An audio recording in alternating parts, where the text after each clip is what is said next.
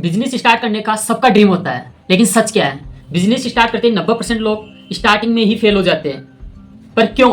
क्योंकि उनके पास आइडिया तो होता है, लेकिन उसके लिए कोई फंडामेंटल्स नहीं होते हैं। मतलब पर्सन को ये तो पता होता है कि क्या करना है उसको बिजनेस के लिए, लेकिन ये नहीं पता होता कि करना कैसे है।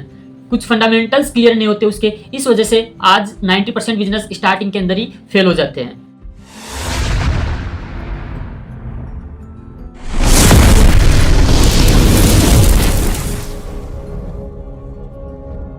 नमस्कार साथियों, मैं राजेंद्र सिंह आप सभी का स्वागत करता हूं आपके इस YouTube चैनल पर। यदि आप इस चैनल पर नए हो तो सबसे पहले चैनल को सब्सक्राइब करके अपने दोस्तों के साथ शेयर जरूर कर देना, क्योंकि हम आज बात करने वाले हैं कुछ ऐसे फंडामेंटल्स की जो कि किसी भी बिजनेस के लिए, किसी भी एंटरप्रेन्योर के लिए जानना जरूरी होता है।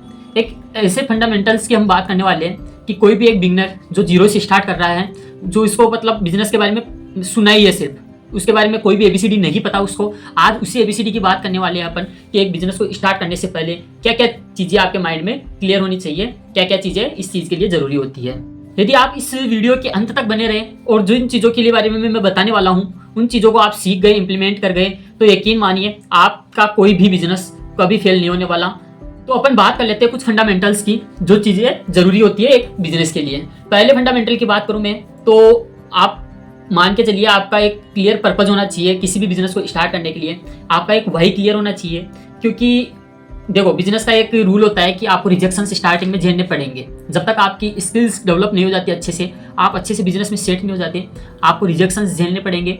लेकिन जिस पर्सन का वाई क्लियर है वो पर्सन रिजेक्शन आने के बाद रुकता नहीं है, वो प्रॉब्लम्स का सॉल्यूशन ढूंढता हुआ आगे निकल जाता है। लेकिन जिसके पास कोई क्लियर पर्पज नहीं होता बिजनेस को स्टार्ट करने का, उसके पास रिजेक्शन आते ही वो दूसरी साइड में या अदर डायरेक्शन में कन्वर्ट हो जाता है या डाइवर्ट हो जाता है वहाँ पे। तो एक किसी भी बिजनेस को स्टार्ट करने के लिए एक क्लियर पर्पज होना चाहिए आपके पास, आपका एक वाई क्लियर होना चाहिए। एग्जाम्पल के तौर पे मैं बताऊँ आपको, तो आपको क्लियर होना चाहिए कि आप बिजनेस करना क्यों चाहते हो। एक फ्रीडम के लिए करना चाहते हो, फैमिली के लिए करना चाहते हो, जॉब से छुटकारा पाना चाहते हो, या फिर कोई पेन प्रॉब्लम है आपकी, कोई भी एक साइड प्रॉब्लम हो सकती है कुछ भी, तो उस चीज़ से छुटकारा पाना चाहते हो, तो कोई ना कोई वाई आपका क्लियर होना चाहिए। या कोई एक ऐसा ड्रीम हो जिसको अचीव करना चाहते हो जो जॉब से पॉसिबल नहीं है या किसी अदर काम से पॉसिबल नहीं है, तो एक आपका वाई आपके माइंड में क्लियर होना चाहिए, और उसी वाई के लिए काम करते करते ही आपका बिजनेस ग्रो करेगा वहाँ पे। ठीक है, तो याद रखना, जिसका वाई क्लियर होता है बिजनेस में, वो चाहे 100 बार फेल हो जाए लेकिन वो रुकता नहीं है, वो निरंतर कंसिस्टेंसी के साथ काम करता रहता है वहाँ पे, क्योंकि उसको अपने वाई को खत्म करना है। किसी भी बिजनेस का यदि मैं दूसरे फंडामेंटल की बात करूं, तो दूसरे फंडामेंटल में आती है मार्केट प्रॉब्लम। अब मार्केट प्रॉब्लम क्या है? यदि आप कोई भी बिजनेस स्टार्ट करना चाह रहे हो तो उससे पहले आपको पता होना चाहिए कि मार्केट में लोगों को क्या क्या प्रॉब्लम हो रही है, क्योंकि एक बिजनेस किसी प्रोडक्ट या सर्विस का बेचना नहीं है। एक बिजनेस उसे कहते हैं कि आप मार्केट में लोगों की प्रॉब्लम का सॉल्यूशन दे पा रहे हो या नहीं दे पा रहे हो। मार्केट में जितनी बड़ी प्रॉब्लम्स होगी लोगों की, उतना ही बड़ा सॉल्यूशन आपको देना पड़ेगा और उतना ही बिजनेस आपका ग्रो करेगा। तो जितनी बड़ी प्रॉब्लम उतना ही बड़ा बिजनेस होने वाला है। तो किसी भी बिजनेस को स्टार्ट करने से पहले उस प्रॉब्लम को आपको आइडेंटिफाई करना पड़ेगा, किस प्रॉब्लम का आप सॉल्यूशन लोगों को देना चाह रहे हो। क्योंकि एक लाइन बोल सकते हैं अपन इसके लिए कि people don't pay for service, they pay for solution. मतलब वो अपनी प्रॉब्लम का सॉल्यूशन लेना चाहते हैं, वो अपनी प्रॉब्लम का सॉल्यूशन खरीदते हैं आपसे, कोई प्रोडक्ट या सर्विस नहीं चाहिए उनको। ठीक है, तो किसी भी बिजनेस में जाने से पहले मार्केट में जाके रिसर्च करिए कि मार्केट में कौन सी प्रॉब्लम ऐसी है जो अनसॉल्व है, ऐसी कौन सी प्रॉब्लम है जिसका सॉल्यूशन लोग खरीदना चाह रहे हैं। जिस सॉल्यूशन को या जिस सर्विस को आप मार्केट में देना चाहते हो, लोगों के साथ शेयर करना चाहते हो, उसकी डिमांड कितनी है, इस चीज़ का पता आपको पहले से होना चाहिए। किसी भी बिजनेस के ग्रो के लिए चीज़ें ज़रूरी होती है। बात करूँ मैं तीसरे फंडामेंटल की, तो तीसरे फंडामेंटल में बात कर सकता हूँ मैं स्किल्स की, कि आपके जो स्किल्स रिक्वायरमेंट है, जो रिक्वायर्ड स्किल्स होती है, वो कितनी मजबूत है आपके अंदर। 3 स्किल्स की मैं यहाँ पे बात करना चाहूँगा। पहली स्किल जो सबसे मेन होती है वो होती है कम्युनिकेशंस। कम्युनिकेशंस मतलब कि आप लोगों से किस तरीके से बात कर रहे हो, अपनी डील को किस तरीके से क्लोज कर रहे हो। तीसरी में सबसे बड़ी बात बताऊँ आपको इसी के अंदर कि किस तरीके से आप अपने बिजनेस को अपने लोगों के साथ जो ऑलरेडी आपके बिजनेस में आ चुके हैं उनके साथ ग्रो कर रहे हो। इन सब के लिए जो चीज़ों की ज़रूरत होती है उन सब में कम्युनिकेशन सबसे नंबर 1 पे है। कम्युनिकेशन स्किल्स आज किसी एक बिजनेस में नहीं, मल्टीपल बिजनेस का एक ऐसा टूल बन चुका है जो कि हर बिजनेस को ग्रो करवाता है। तो स्किल्स की मैं यहाँ पे बात करूँ किसी भी बिजनेस के लिए, तो वो होता है सेल्स अंडरस्टैंडिंग। हाँ जी, सेल्स का मतलब ये नहीं होता कि आप किसी को कोई ज़बरदस्ती सर्विस बेच रहे हो। आपका काम होता है एक गाइडेंस देने का, गाइड करो उसको। आपको कोई सर्विस बेचनी नहीं है, उसको गाइड करना है, सेल नहीं करना। कन्वेंस नहीं करना, आपको कंसल्ट करना आना चाहिए। इस चीज़ में भी आपको माहिर होना पड़ेगा, तभी आप इस बिजनेस को अच्छे से सेट कर पाओगे। ठीक है, तीसरी बात करें अपन पीपल मैनेजमेंट।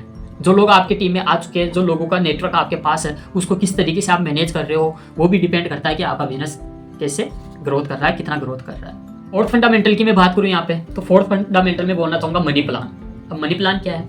मनी प्लान ऐसा है कि आप बिजनेस स्टार्ट कर रहे हो, बिगनर हो तो, या जीरो से स्टार्ट कर रहे हो, तो कहने का मतलब देखो, बिजनेस स्टार्ट करो लेकिन स्मॉल स्टार्ट होना चाहिए आपका। स्मॉल स्टार्ट कैसे? कम से स्टार्ट करो, छोटे से स्टार्ट करो, कम इन्वेस्टमेंट से स्टार्ट करो, मार्केट की नॉलेज लो, अपने बिजनेस को देखो, रिसर्च करो, इंप्रूव करो, ठीक है, फिर उसका इन्वेस्टमेंट बढ़ाते जाओ आगे। एक चीज़ याद रखना, मनी प्लान के अंदर वो भी आता है कि जिस तरीके से आप, या जितने इन्वेस्टमेंट में आप बिजनेस स्टार्ट कर रहे हो, उतना बजट आपका बैकअप होना चाहिए। यदि आप 10,000 में कोई बिजनेस स्टार्ट कर रहे हो, तो आपके पॉकेट में 10 से 15-20,000 का बैकअप लेके चलना, क्योंकि हर एक बिजनेस में बैकअप होना बहुत ज़रूरी होता है। बैकअप किस किस चीज़ के लिए ज़रूरी होता है? तो बैकअप की ज़रूरत पड़ती है स्टार्टिंग में 3 से 6 महीने तक बिजनेस किस तरीके से आगे बढ़ रहा है, वो आपके बैकअप बजट के ऊपर डिपेंड करता है। ठीक है, किस तरीके से आप उसकी मार्केटिंग कर रहे हो, किस तरीके से आपका एडवर्टाइजमेंट या प्रमोशंस हो रहे हैं, किस तरीके से आपको एक जो बिजनेस के लिए कच्चा माल जरूरत पड़ती है वो किस तरीके से आपको मिल रहा है, वो आपके बैकअप्स के ऊपर डिपेंड करता है। तो किसी भी बिजनेस को स्टार्ट करने से पहले जितना इन्वेस्टमेंट आप लगा रहे हो, लगभग उतना या उससे 10 से 15% ज़्यादा आपके पास बैकअप प्लान होना चाहिए। ये एक बिजनेस के लिए अच्छा मनी प्लान माना जाता है। बैकअप की ज़रूरत तब भी पड़ती है कि किसी बिजनेस में एक इमरजेंसी फंड के रूप में भी होना चाहिए, मार्केटिंग के लिए, जैसा कि मैंने पहले बता ही चुका हूँ। दूसरी चीज़, आपकी जो भी बिजनेस के लिए इंफ्रास्ट्रक्चर्स की जरूरत पड़ेगी, उसके लिए भी बजट की जरूरत पड़ती है। बात करें अपन अगले फंडामेंटल की, तो अगला फंडामेंटल आता है माइंडसेट का। माइंडसेट का कैसे?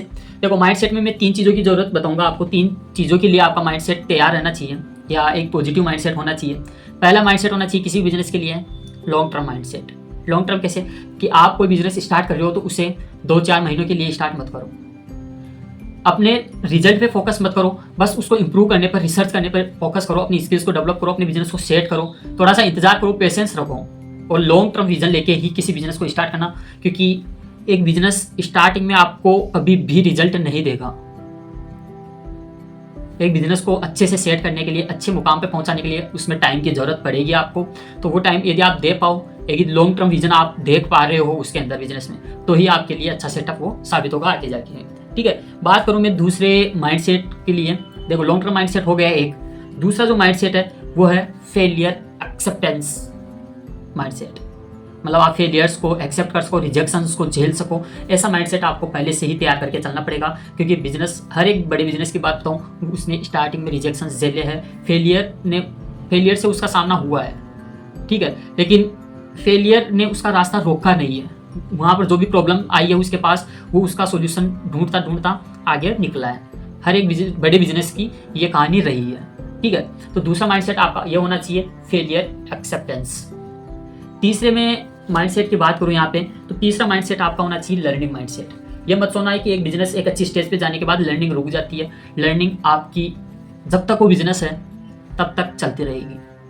आज बड़े से बड़ा बिजनेसमैन मान लो, बात करूँ मैं किसी भी बड़े बिजनेस की, चाहे रिलायंस इंडस्ट्री में जाओ, यहाँ तक कि मैं किसी भी एक बड़ी पर्सनैलिटी की भी बात करूँ, तो वो भी आज जिस भी लेवल पर, उस लेवल पर कभी भी लर्निंग वाला पॉइंट उसने कभी मिस नहीं किया। लर्निंग उसकी रेगुलर चलती रहती है, लर्निंग कभी नहीं रुकनी चाहिए। देखो, बिजनेस में फेल होना नॉर्मल बात होती है, कोई बड़ी बात नहीं कि बिजनेस में फेल हो गया, क्योंकि ये एक लॉजिकल बात है।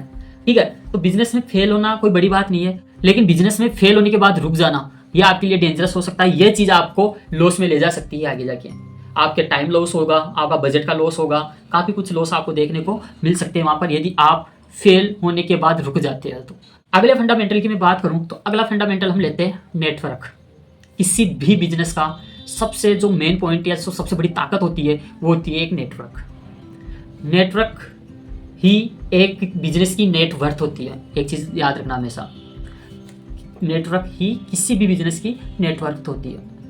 कोई भी बिजनेस सोलो नहीं होता है, वो होता है नेटवर्क के। जिस बिजनेस का जितना बड़ा नेटवर्क होगा वो बिजनेस उतना ही पीक लेवल पर जाएगा। यदि बात करूँ मैं पूरी दुनिया की, तो कोई भी एक ऐसा सक्सेसफुल बिजनेसमैन नहीं है जो अकेला हो।